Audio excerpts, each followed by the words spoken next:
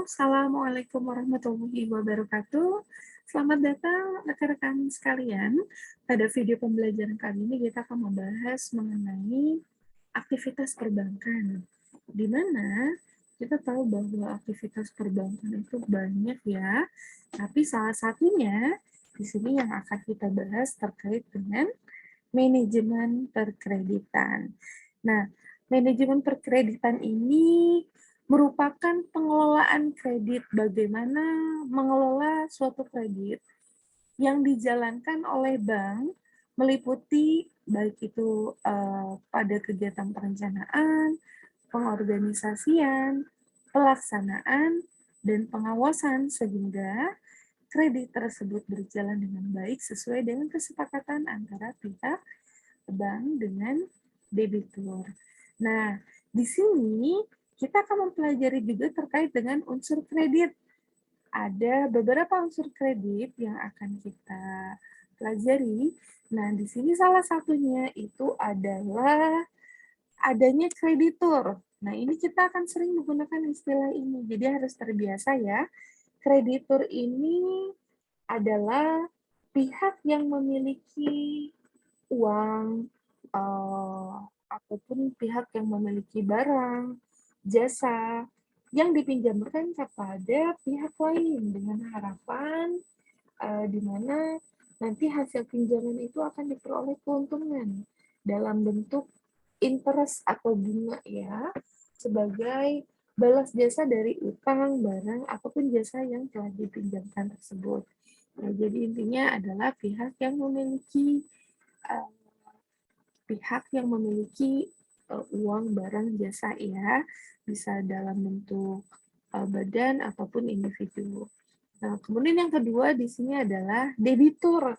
Nah, debitur ini adalah pihak yang membutuhkan uang. Jadi pihak yang membutuhkan dana tersebut, yang membutuhkan dana, barang, jasa, yang memang dari awal memiliki komitmen untuk mampu mengembalikannya tepat waktu sesuai dengan waktu yang telah disepakati, serta memang dari awal bersedia menanggung setiap risiko yang memang uh, jika terlambat jika terlambat dilaksanakan akan uh, apa ya akan ada sanksi administrasi dalam kesepakatan perjanjian yang telah ditetapkan di awal. Jadi intinya debitur ini adalah pihak yang meminjam dana tersebut ya, itu simpelnya. Ingat, jadi kalau pihak yang meminjam dana, barang, jasa adalah pihak debiturnya. Nah, kemudian ada juga di sini terkait dengan kepercayaan ya. Kepercayaan atau trust ini sesuatu yang memang paling utama dari unsur kredit. Jadi bayangkan tanpa adanya kepercayaan, maka tidak ada rasa saling percaya, baik itu antara kreditur dan debitur. Ya, harus ada kepercayaan di awal. Kemudian waktu. Nah, waktu ini sering dijadikan kajian oleh pihak analisis ya terkait dengan pinjaman. Jadi sangat penting sekali. Kemudian juga risiko. Nah, risiko ini apa ya? Menyangkut persoalan yang memang kaitannya dengan pinjaman. Jadi nggak akan lepas yang namanya dari risiko ya. Nah, jadi perkreditan ya selalu ada risiko di dalamnya ya. Nah, risiko ini memang menjadi bagian yang paling penting untuk dikaji sehingga memang begitu muncul yang namanya kesepakatan perjanjian kredit, nah ini juga risiko harus diperhitungkan. Kemudian ada juga prestasi. Nah, prestasi yang dimaksud di sini itu adalah prestasi yang dimiliki oleh kreditur untuk diberikan kepada debitur ya. Ini adalah unsur dari kredit. Kemudian ada juga fungsi dari kredit. Nah, fungsi dari kredit ini to serve the society. Jadi maksudnya itu adalah untuk melayani kebutuhan masyarakat dalam rangka mendorong dan meningkatkan ekonomi masyarakat. Nah, itu sebagian besar yang akan kita pelajari di sini di manajemen perkreditan. Kemudian kita lihat juga di sini terkait dengan fungsi kredit. Nah, untuk fungsi kredit ini antara lain ya, jika rekan-rekan sekalian lihat di layar, di sana fungsi kredit antara lain kredit dapat memajukan arus kas ya, arus kas terkait dengan tukar menukar barang dan jasa. Jadi andai kata suatu saat belum tersedia uang sebagai alat pembayaran, maka dengan adanya kredit nanti lalu lintas pembayaran pertukaran barang dan jasa ini dapat terus berlangsung. Kemudian juga kredit dapat mengaktifkan alat pembayaran yang idle. Nah, kemudian yang selanjutnya kredit dapat menciptakan alat pembayaran baru. Nah, kita jelas tahu ya dengan adanya kredit ini akan menciptakan alat pembayaran baru. Jadi dalam hal ini yang dimaksud dengan salah satu jenis kredit yang diberikan oleh bank, misalkan kredit card ya seperti itu. Itu juga salah satunya yang memberikan kemudahan transaksi ya dengan adanya kredit. Jadi menciptakan alat pembayaran baru dan lain sebagainya. Masih banyak ya contoh terkait dengan itu.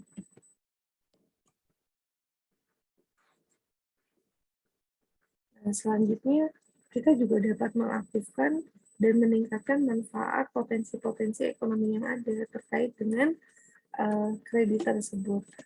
Selanjutnya, kita akan mempelajari juga terkait dengan manfaat kredit bagi bank. Ya, bagaimana sih manfaat kredit bagi bank? Kita lihat di layar. Yang pertama, ini bank akan memperoleh pendapatan bunga yang diterima. Kemudian, di sini juga rentabilitas bank akan mencerminkan kondisi di mana semuanya akan lebih baik dengan perolehan laba yang meningkat. Selain itu, dengan memperoleh pemberian kredit, ini bank sekaligus dapat memasarkan produk-produk dan jasa bank lainnya. Dan ini juga sebagai upaya dalam meningkatkan kemampuan tim personal dalam penyaluran kredit. Selanjutnya, terkait dengan manfaat kredit, kalau tadi kita sudah melihat manfaat di sisi bank, ya, pihak kreditur, lalu bagaimana manfaat kredit bagi debitur? Nah, kita lihat salah satunya upaya dalam mengembangkan atau ekspansi usaha yang dijalankan. Kemudian terdapat berbagai macam jenis ataupun tipe kredit yang disediakan oleh perbankan. Jadi dengan adanya berbagai macam jenis tipe kredit ini tentunya dia akan memudahkan debitur dalam menyesuaikan kredit tersebut sesuai dengan kebutuhan masing-masing kan. Kemudian yang ketiga, dengan memperoleh kredit bank, maka debitur dapat sekaligus terbuka kesempatannya untuk menggunakan produk atau jasa bank. Kali ini produk atau jasa bank dan tentunya rahasia keuangan juga sifatnya terlindungi dan jangka waktu kredit dapat disesuaikan dengan kebutuhan calon debitur. Nah, kalau tadi sudah mempelajari manfaatnya bagi kreditur, bagi pihak debitur, lalu bagaimana manfaatnya bagi pemerintah? Nah, bagi pemerintah ini, kredit memiliki manfaat sebagai alat untuk mendorong pertumbuhan ekonomi. Kemudian juga kredit dapat dijadikan alat pengendalian moneter. Ya, kredit juga dapat menciptakan atau meningkatkan lapangan kerja. Selain itu, pemberian kredit juga di sini dapat menciptakan dan memperluas pasar. Ya, begitu banyak manfaat yang diberikan dengan adanya kredit ya. Jadi fungsinya kita bisa lihat lebih detail.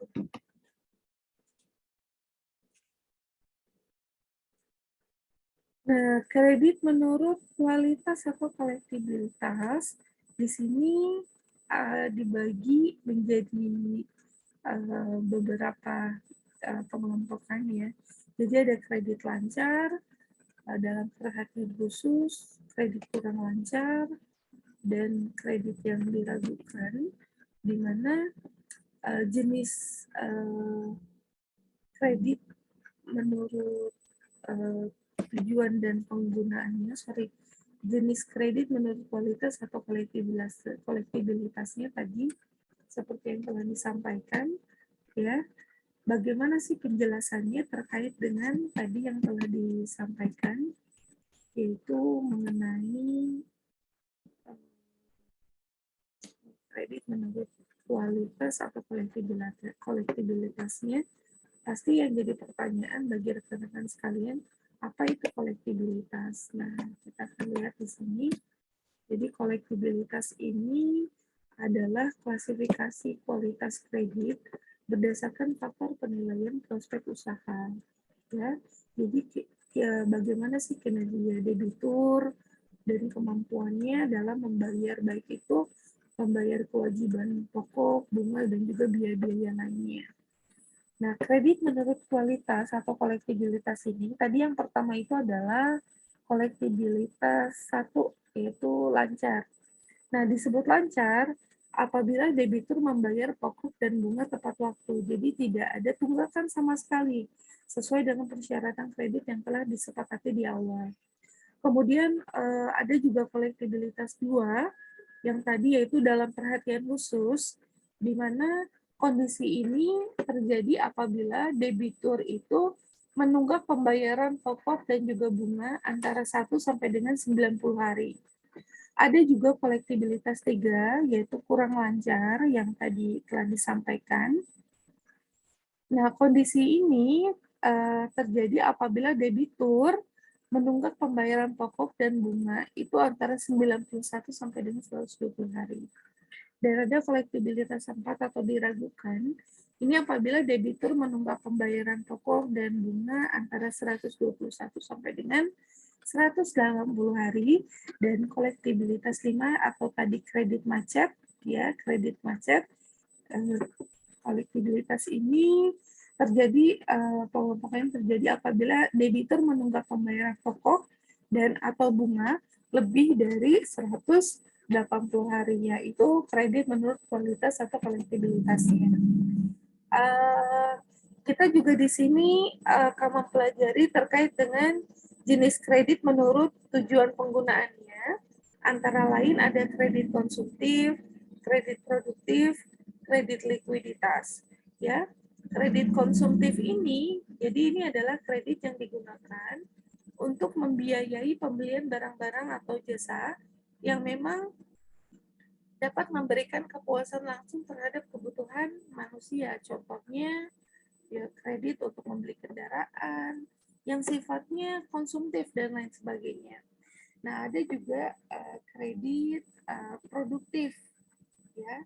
Jadi kalau kredit produktif ini kredit yang digunakan untuk tujuan-tujuan yang sifatnya produktif. Jadi kredit ini pada umumnya dipakai atau diajukan oleh mereka yang bergerak dalam dunia usaha atau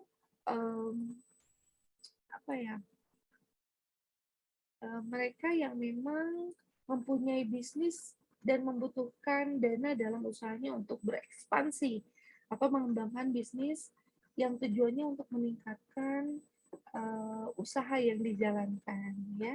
Jadi contohnya ada perusahaan yang mau membuka cabang baru untuk bidang pemasaran dan lain sebagainya, ya. Contohnya kredit investasi, ada juga kredit modal kerja. Apa yang dimaksud dengan kredit investasi? Kredit investasi ini adalah kredit yang diajukan oleh seorang debitur ke kreditur dengan tujuan akan dipergunakan untuk membeli barang-barang modal, ya, barang modal. Sedangkan kredit modal kerja ini adalah kredit yang diajukan oleh debitur kepada kreditur dengan tujuan akan dipergunakan dananya khusus untuk membeli bahan baku, ya, bahan baku atau material atau kebutuhan suku cadang biasanya seperti itu. Ada juga yang lain, ada kredit perdagangan, ya, dan lain sebagainya. Itu terkait dengan kredit produktif. Ada juga kredit likuiditas. Nah, apa ini kredit likuiditas? Jadi kredit likuiditas ini kredit yang dilakukan untuk membantu perusahaan yang memiliki kesulitan likuiditas. Contohnya, Bank Indonesia memberikan bantuan likuiditas bagi bank pada suatu waktu yang memiliki masalah likuiditas. Sebenarnya ada juga kredit pengelompokan kredit itu banyak ya. Ada, kalau ini kan melihat dari tujuan penggunaannya. Ada juga kredit yang jangka waktunya, kalau kita lihat ada jangka panjang, jangka pendek, jangka menengah, ataupun juga kredit berdasarkan jaminannya dan lain sebagainya. Tapi secara garis besar kita di sini mempelajari terkait dengan tujuan penggunaannya. Jadi lebih fokus pada kredit konsumtif, produktif, dan juga kredit likuiditas. Oke, di sini ini contoh soal ini berhubungan dengan cash conversion cycle. Jadi cash conversion cycle ini memang dalam perspektif piutang ya bahasanya. Jadi ini adalah salah satu contoh yang mungkin kita dapat pelajari. Jadi ini menyangkut bagaimana suatu perusahaan mengusahakan agar pengeluaran kas itu dapat digunakan sesuai dengan waktunya. Jadi ini terkait kalau perusahaan punya hutang yang menggunakan kredit itu bagaimana sih pengelolaan perusahaan mengusahakan agar pengeluaran kasnya dipergunakan dengan sesuai dengan waktunya. Jadi manajemennya itu lebih baik. Nah, ini salah satu contoh perhitungan yang akan kita gunakan. Ya, tadi Ibu sudah menjelaskan terkait cash conversion cycle ya. Jadi untuk apa sih biasa ini kan yang ditanyakan adalah besarnya cash conversion cycle. Untuk apa sih cash conversion cycle ini kita pelajari? Ingat, jadi cash conversion cycle ini dalam perspektif manajemen utang ini kita akan mempelajari bagaimana suatu perusahaan dapat mengusahakan agar pengeluaran kas yang dipergunakan itu dapat sesuai dengan waktunya. Jadi jika waktu yang dipergunakannya itu lebih baik, lebih singkat, maka akan semuanya akan lebih efisien dan efektif, dan ini akan sangat berpengaruh baik terhadap manajemen kreditan yang dilaksanakan oleh perusahaan tersebut. Nah, contohnya kita buat contoh yang sederhana. Contohnya manajer keuangan PT ABC sedang melakukan analisis pada manajemen piutang yang sudah berlangsung selama ini. Nah, dari hasil analisis diperoleh data-data. Ada data yang diperoleh oleh perusahaan, antara lain ini perusahaan memiliki rata-rata pengumpulan piutang 75 hari. Kemudian rata-rata pembayaran hutang dagang 55 hari, serta rata-rata inventory turnover atau perputaran persediaannya adalah 96 hari. Nah, berdasarkan data ini, yang diminta adalah hitunglah besarnya cash conversion cycle supaya kita dapat mengelola pengeluaran kas dengan lebih baik, efektif dan efisien. Jadi rumus dari cash conversion cycle adalah inventory conversion period ditambah dengan receivable collection period ditambah dengan payable deferral period. Nah, diketahui di data ini ya untuk mencari cash conversion cycle kita tahu bahwa besarnya inventory conversion period atau ICP ini adalah sebesar 96 hari. Jadi rata-rata ini ya inventory turnover-nya 96 hari. Kemudian receivable collection period ini adalah rata-rata pengumpulan piutang sebesar 75 hari ditambah dengan payable deferral period. Payable deferral period ini adalah rata-rata pembayaran hutang dagangnya sebesar 55 hari. Jadi ditambah 55 hasilnya adalah 226 hari. Itu adalah contoh soal terkait dengan cash conversion cycle.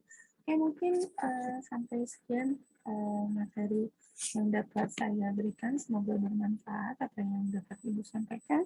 Terima kasih untuk hari ini. Wassalamualaikum warahmatullahi wabarakatuh.